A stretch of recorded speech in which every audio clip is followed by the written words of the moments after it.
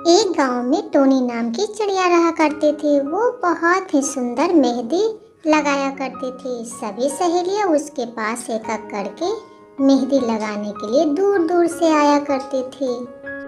उसी दौरान सभी चिड़ियां एक एक करके उसके घर आई थी मेहंदी लगाने के लिए। टोनी बहन, मैंने सुना है तुम बहुत ही अच्छी मेहंदी लगाती है। सबसे पहले मेरे हाथ में लगाओ मेहंदी। अरे नहीं नहीं, सबसे पहले तो मेरे हाथों में मेहंदी लगेगी क्योंकि मैंने सबसे पहले आया हूँ। अरे ये सब क्या बात लेके तुम लोग बैठ गए हो? कोई नहीं, तुम दोनों बाद में लगाना। सबसे पहले तो टोनी बहन मेरे ही हाथों में लगाएगी। क्यों बहन, मैंने ठीक कहा ना? अरे अरे, तुम सब तो अपने में ही लड़ने लगे। एक एक करके हम तीनों के हाथ पर बहुत ही सुंदर मेहंदी रख देंगे। और तुम लोग आपस में लड़ाई मत करो। एक एक करके हम सबके हाथ में बहुत अच्छे मेहंदी रखेंगे। टोनी के बात सुनकर सभी चिड़िया शांत हो गए और टोनी ने एक एक करके मेहंदी लगाना शुरू कर दिया। उसी दौरान टोनी की सहेली का मौत हो जाता है। अरे अरे, ये क्या? ये तो मेरी बहुत अच्छी फ्रेंड थी। अब मैं इसके बाहर कैसे रहूंगी? टोनी की सहेली को मर जाने के बाद टोनी चिड़िया बहुत ही शांत रहने लगे। वो काम पर जाती और काम में भी मन नहीं लगता उसे। वह तुरंत अपने घर को आ जाती और अपने सहेली के बारे में सोचते रहते। उसे बिल्कुल भी काम करने में मन नहीं लगता। टोनी बहन, मैं आपका दर्द समझ सकता हूँ, पर कितने दिन तक ये सब चलेगा? देखो बहन, आज हमारा शादी है और मेहंदी तो मैं आपसे ही लगवाऊंगी। अगर मेरे हाथों पर तुम मेहंदी रखोगे तो मुझे बहुत अच्छा लगेगा और तुम्हें भी खुशी होगी।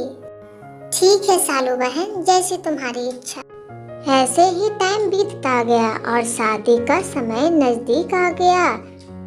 धीरे धीरे करके सालू के सभी रिश्तेदार आने भी लगे और सभी रिश्तेदारों को मेहंदी लगाना भी स्टार्ट हो गया था। टोनी बहन, मैंने तो अपने हाथों पर नई मेहंदी वाली से रख लिए हैं। कोई बात नहीं बहन, तुमने अच्छा किया जो नई मेहंदी वाले से अपने हाथों में मेहंदी लगवा लिया। नहीं टोनी बहन, ऐसा नहीं होगा। भले ही इसने अपने हाथों पर मेहंदी लगा लिया, बल्कि मैं नहीं लगवाऊंगी, मैं तो तुमसे ही लगवाऊंगी। देखो, मैंने अपने हाथों में अभी तक मेहंदी नहीं लगवाया है। ठीक है सालू बहन, मैं आपको मेहंदी बहुत ही अच्छे डिजाइन से रख दूंगी। उसके बाद टोनी चिड़िया ने सालू के हाथों पर मेहंदी बहुत ही अच्छा लगवाया और सभी पक्षियों को अपना मेहंदी दिखाने लगी। अरे वाह, ये तो वाकई में ही बहुत सुंदर मेहंदी है। क्या आपने मेहंदी लगाना कहीं से कोर्स किया था क्या? आपने तो बहुत ही अच्छा मेहंदी रखा है। नहीं नहीं बहन, मैंने तो ऐसा कोर्स कभी नहीं किया है, बस ऐसे ही लगाना स्टार्ट कर दिया। अरे जब इतनी अच्छी मेहंदी लगाना आता है तो घर में क्यों बैठी हो? पार्लर क्यों नहीं खोलती? अरे गुंजन बहन, मैं तो यही बात इसे कह करके थक चुकी हूँ, बस ये तो सुनती कहाँ किसी का। मैंने कहा तुम शहर जाके एक पार्लर खोल दो, तुम्हें बहुत ही अच्छा कमाई होगा। हाँ टोनी बहन, सालू बिल्कुल सही कह रही है, तुम्हें ऐसा ही करना चाहिए और उससे जो कमाई होगा उससे तुम्हारा खर्चा और घर दोनों चल जाएगा। देखा, अब तो गुंजन ने भी कह दिया। ठीक है बाबा, जैसी तुम लोग को इच्छा है वैसा ही करूँगा, बट तुम लोग छोड़ के तो चले जाओगे, मैं अकेला कैसे रहूँगी? इतने बड़े शहर में मैं अकेले, मुझसे ये सब नहीं होगा। सभी पक्षी के बात सुनते हुए टोनी चिड़िया शहर तो आ जाती है, बट शहर में उसे रहने का कोई ठिकाना नहीं मिलता है। टोनी चिड़िया बहुत ही मुश्किल से एक चिड़ा के घर रुकती है और वो मन ही मन सोचती है, मेरे सारे सहेली की शादी हो चुके हैं, सबने अपने अपने ससुराल चले गए। कहने को तो सब कह दिए कि तुम जाकर शहर में पार्लर खोल दो, पर मैं अकेला भला इतने बड़े शहर में कैसे खोलूंगी? मुझे तो कुछ समझ ही में नहीं आ रहा है। ये सब सोच ही रहा था कि उसके पास एक दृश्य नजर आता है और वो बोलता है, बेटा तुम परेशान मत हो, तुम आगे बढ़ के तो देखो, मैं तुम्हारे साथ हूँ। ये सब दृश्य देखकर टूनी चिड़िया रोने लगती है और मन ही मन सोचती है, ये सब क्या हो रहा है मेरे साथ। और नए शहर में जा जाकर घर घर वो मेहंदी लगाने लगी। एक दिन वो बहुत बड़ा आदमी बन गई और खुद का पार्लर खोल लिया। और वह मन ही मन दुखी भी थी और खुश भी थी। दुख इसलिए थी कि आज मेरे साथ सभी सहेलियां होती, तुम लोग कितना खुश होती, आज मेरा खुद का सैलून है। इसी तरह उसके पार्लर में आदमियों की भीड़ लगी रहती थी। वो मेहंदी लगाती और शाम को अपना पार्लर बंद करके घर चल जाती।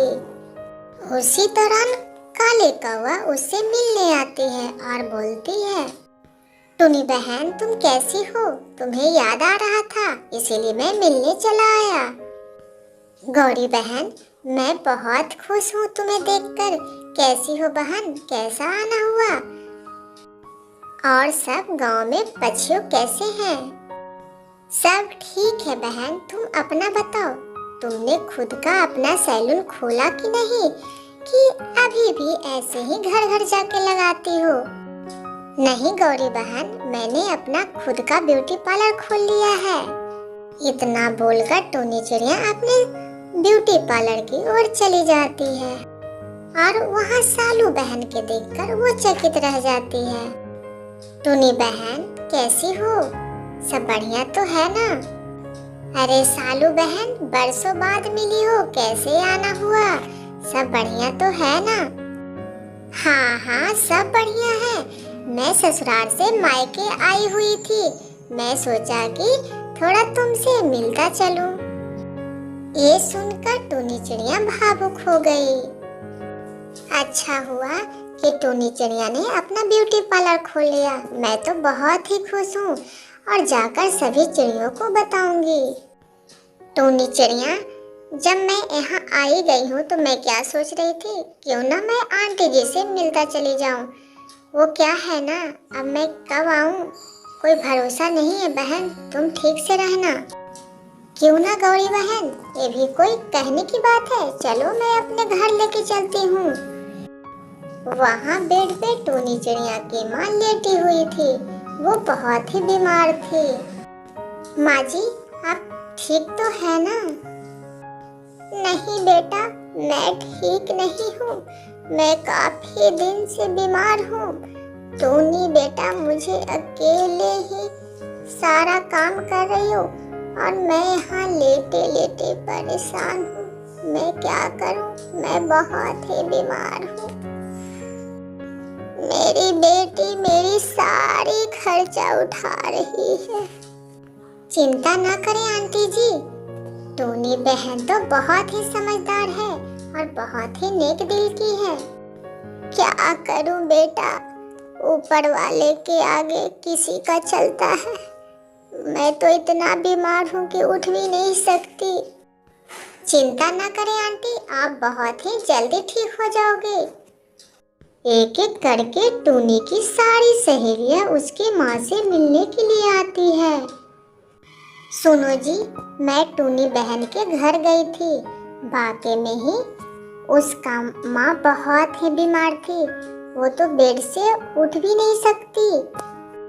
खुशी की बात तो ये है कि हमारी टूनी बहन खुद का सैलून खोल रखी है। कुछ दिन ऐसे ही बीत जाते हैं। फिर से गौरी चिड़िया उसकी माँ को हाल पूछने के लिए आती है। टूनी बहन अब कैसी है तुम्हारी माँ की तबीयत? माँ ठीक तो है ना? गौरी बहन तुम्हें क्या बताऊं, मेरी माँ तो भारी बीमारी के चलते वो तो कब के मुझे छोड़ के दुनिया चली गई।